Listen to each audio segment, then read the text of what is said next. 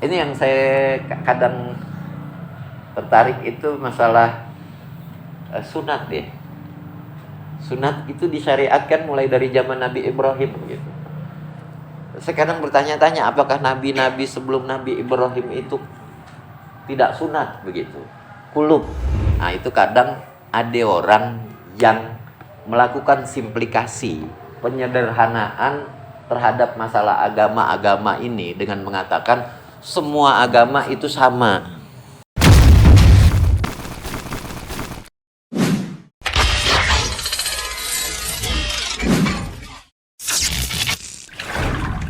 Dan ada nggak yang membedakan Allah Subhanahu Wa Taala membedakan hubungan umat-umat terdahulu dengan umat yang sekarang?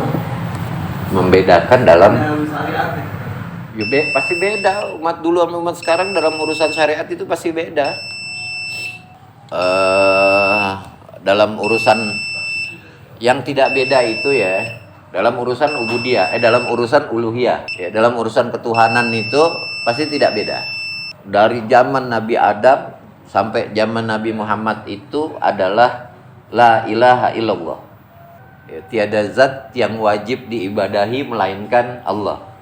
Walaupun bahasanya nggak pakai bahasa la ilaha illallah. Yang la ilaha illallah pasti cuma Nabi Muhammad doang. Kenapa? Karena Nabi Muhammad orang Arab. Pernyataan uluhiyahnya itu adalah la ilaha illallah. Nabi Adam juga begitu. Bagaimana bunyinya? Pakai bahasa Nabi Adam. Nabi Nuh juga begitu, pakai bahasa dia, pakai bahasa Nabi Nuh. Itu la ilaha illallah itu pasti berlaku pada semua nabi dan rasul. Syariat, ubudiyah. Ya, begitu satu umat menyatakan, ya Allah, Engkaulah tempat kami mohon pertolongan dan tempat kami menyerahkan ibadah kami. Begitu. Nah, maka Allah itu kasih perintah. Ya, ibadah itu kepada setiap umat beda-beda. Kenapa beda-beda? Mau-maunya dia. Ya, misalnya umatnya Nabi Adam, kan nggak mungkin dia sholat pakai bahasa Arab. Bahasa Arabnya belum ada. Ya, sholatnya bagaimana? Kita nggak tahu, tapi pasti ada sholatnya, pasti ada puasanya, pasti ada zakatnya. Caranya bagaimana? Kita nggak tahu. Terus terus kemari itu. Kalau syariat itu pasti beda. Yang paling jelas itu sholat deh. Ya, istilahnya ibadah ritual langsung, dia beraudiensi dengan Allah Subhanahu Wa Taala, apapun namanya. Kalau dalam bahasa kita sholat begitu ya. Itu pasti umat lain itu, umatnya Nabi Adam, Idris, Nuh, Hud, Soleh, Lut, Ibrahim, itu nggak bakalan dia pakai bahasa Arab. Itu aja udah jelas tuh, ya kan? Udah jelas begitu. Terus ini yang saya kadang tertarik itu masalah sunat ya. Sunat itu disyariatkan mulai dari zaman Nabi Ibrahim gitu. Saya kadang bertanya-tanya, apakah nabi-nabi sebelum Nabi Ibrahim itu tidak sunat begitu? Kulub begitu. Ya ini kan cuma masalah syariat kan, misalnya masalah syariat.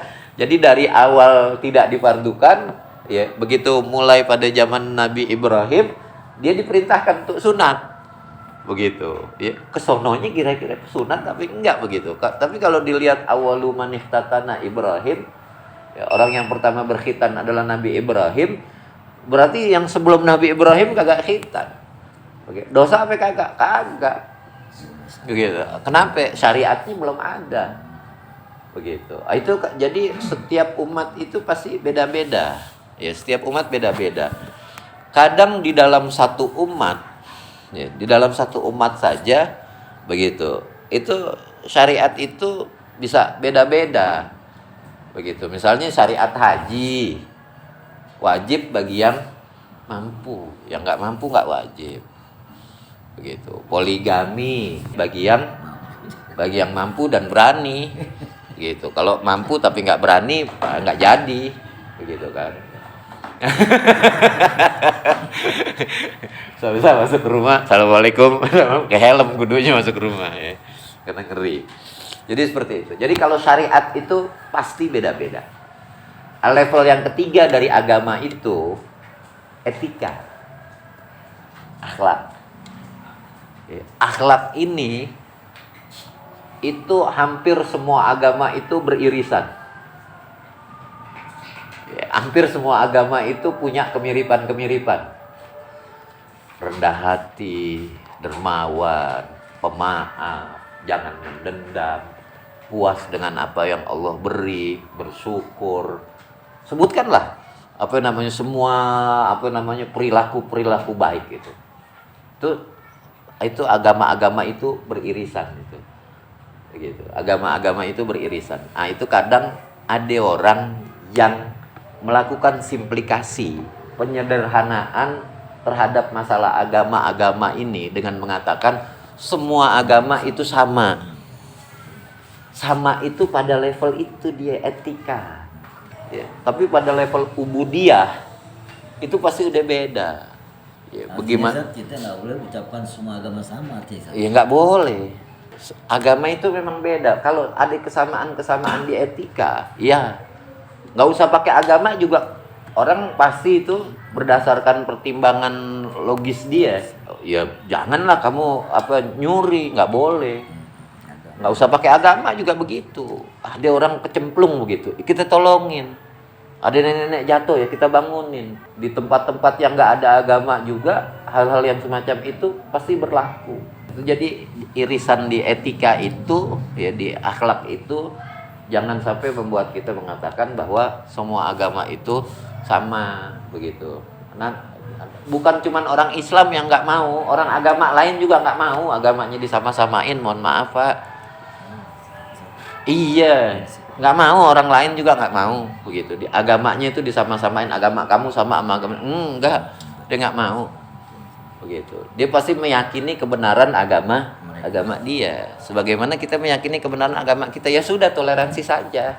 Silahkan Anda beribadah dengan keyakinan ya dan ajaran agama Anda. Kami juga akan begitu. Dia nggak usah nggak usah dipaksa-paksain hal-hal yang tidak bisa dipaksakan di dalam urusan agama.